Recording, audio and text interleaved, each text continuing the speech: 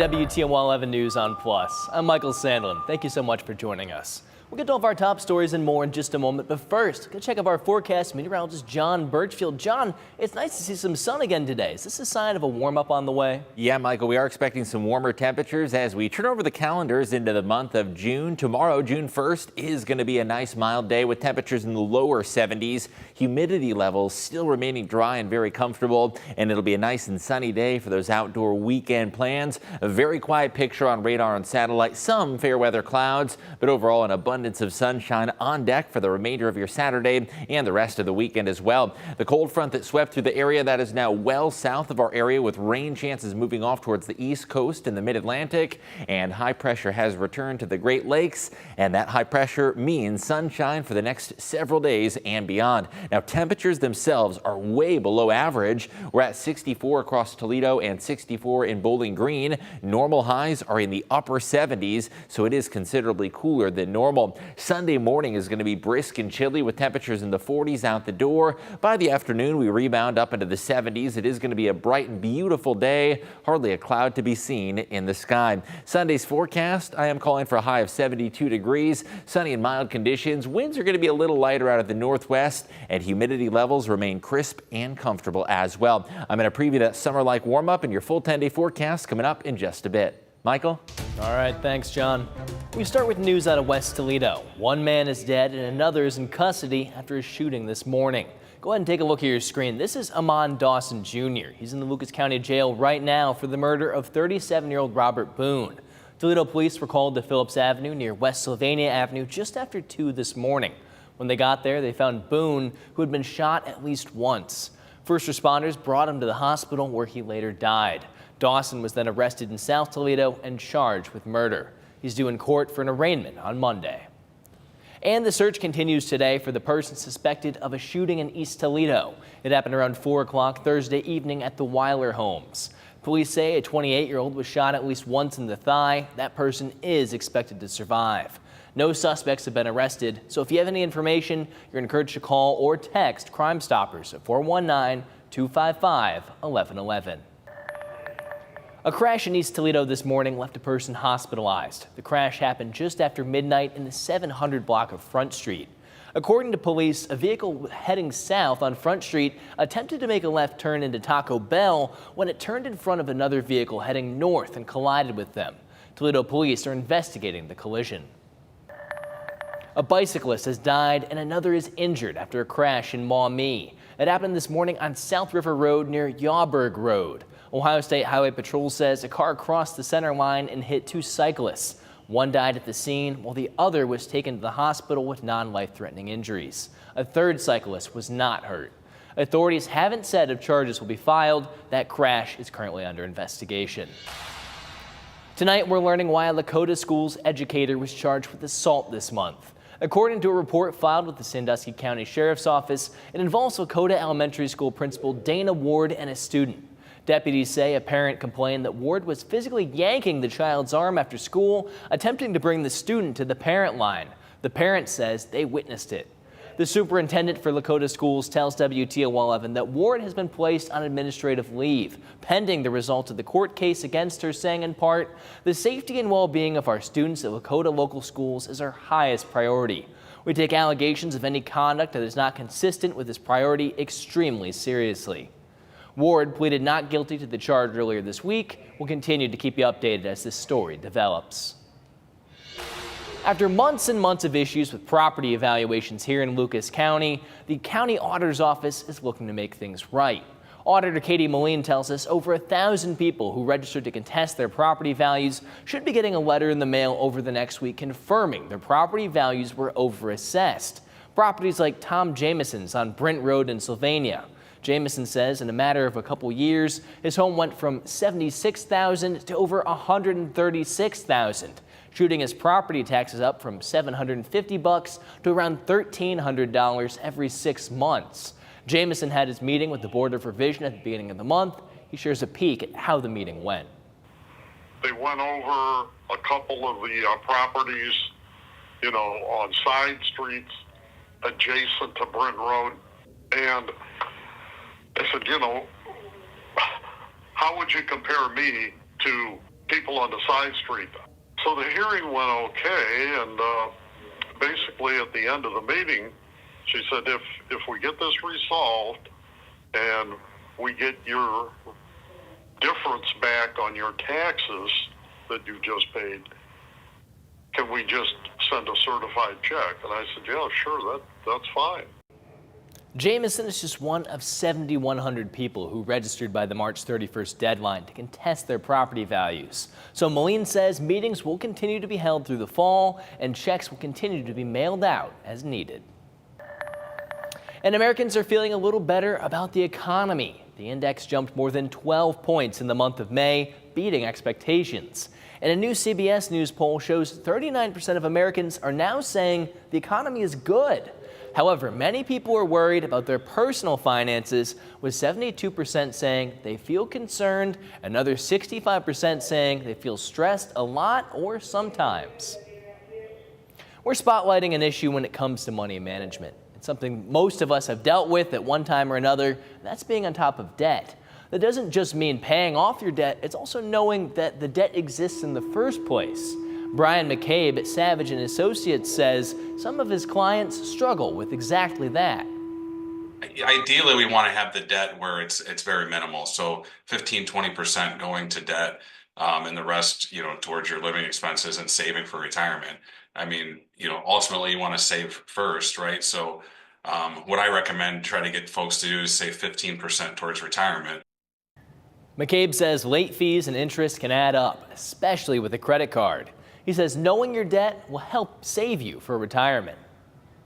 Colorful signs grabbed the attention of drivers near Navarre Park earlier this morning, bringing awareness to an important cause. Today marks the end of Foster Kids Awareness Month, and Davon Woods is a demonstrator and advocate for the kids. He and his brother Tavon Woods traveled across the country for 3 years, bringing awareness for kids who had died while in the foster care system. They aren't asking for donations, they're simply walking and aiming to provide hope to the communities they visit and fight for change. It's just so sad to see how much kids that we're losing, and it's like nobody is taking it serious. So that's why we came out here today, just to hold up signs so people that's driving can see it, people that's walking by can see it, because it's very important to me, because me and my brother was in the system. So it's definitely very, very important to us. So. They visited Toledo back in March to walk for Kimani Lateague, but stayed because they say there's more work to be done in this city. An Ohio State representative made a visit to educate men in the community on how important routine health care is. House Bill 207 designates June as Male Wellness Month and the third Monday of June as Take Your Dad to the Doctor and Dentist, or Dad Day. State Representative Elgin Rogers hosted a breakfast for men and their families this morning to talk about the tough topics of health care. Doctors spoke about common health myths, including those with prostate and colon cancers, and others shared their health testimonies. We want all males in Ohio to begin to take their health more seriously, and for families to stick together by taking their dad to the doctor today. Instead of buying your dad those socks and ties for Father's Day, make him a doctor or dentist appointment. Rogers says he will continue to advocate for Ohioans to have quality care and resources they need to live happy and successful lives. President Trump traveled to Pennsylvania Friday, touring a plant that he says will preserve U.S. steel production and thousands of jobs. But some critics warn it could also raise prices on a key commodity. CBS News has the latest. In front of a crowd of Pennsylvania steelworkers wearing hard hats, President Trump announced a hard hit to steel imports. We're going to bring it from 25% to 50% the tariffs on steel into the United States of America, which will even further secure the steel industry. Trump toured the U.S. Steel facility in Pittsburgh after announcing he'll allow Japan's Nippon to invest and partially own the company. A $15 billion bid by Nippon was blocked by the Biden administration, but Trump says with this deal, U.S. Steel will still be under U.S. control. I have no doubt that Nippon and Dave and everybody else, we're all working together, and I'm going to be in Washington. I'm going to be watching over it, and it's going to be great. Earlier in the Oval Office, Trump bid farewell to Elon Musk. Thank you, Elon. Giving him a gold key for leading the administration's Department of Government Efficiency. Musk has spearheaded cuts of tens of thousands of government jobs. His own role as a special government employee limited by law to 130 days, though the president said he could continue unofficially. Elon's really not leaving. He's going to be back and forth, I think. I have a feeling it's his baby. So I look forward to continuing to be a friend and advisor to the president. Musk says Doge has saved the federal government more than $160 billion, far short of the $2 trillion he initially predicted. Bradley Blackburn, CBS News, New York. President Trump also said yesterday his administration is close to brokering a deal to end the war in Gaza. The White House says Israel backs the deal for a 60-day ceasefire, but Hamas has yet to sign off. Well, if you're looking for some adrenaline rushes this weekend, you could head up north to the Motor City. Racers are putting pedal to the metal for the Detroit Grand Prix. More than 150,000 people are flocking to the city to watch qualifying practices for IndyCar. People that haven't experienced either IMSA, an IndyCar race, Indy Next Series, anything with these cars, how do you get people to love the sport? You have to go. You have to come to an event. Most people are car people, but they don't realize the show that we put on. The Detroit Grand Prix IndyCar race is tomorrow at 12:30. Gates open at 8. Well, you want to see more breakdowns of viral trends and 60-second stories? Check out our WTOL social media pages on YouTube, TikTok, and Facebook. Now let's get things over to John with a look at our weather. Thanks, Michael. If you like the sunshine today, you're going to love the looks of tomorrow's forecast. More of that beautiful sun expected as we turn over the calendars from May into the month of June. It is going to be a little bit milder, but still very low humidity levels expected with a crisp and comfortable setting to round out the weekend. Highs are going to be near 70 degrees with a few spots south in the low to mid 70s. So still below average in the temperature department, but a bit milder than we felt today. Over the course of the evening, there has been a little bit of cloud cover south and east of the Maumee River. Satellite and radar does show you that cloud cover in northeast and north central Ohio back towards the lake shore. So you probably saw some of those clouds in the sky, but I do expect the sky to clear out very swiftly this evening and tonight. As a cold front swept through the area yesterday, that is why it felt considerably cooler than average today with very low humidity and that cool northwest wind. High pressure is settling in over the Great Lakes, and that high is going to bring sunshine around and keep it rolling for several consecutive days. In fact, the soonest we're going to see rain again is Wednesday afternoon, so a number of sunny and dry days ahead.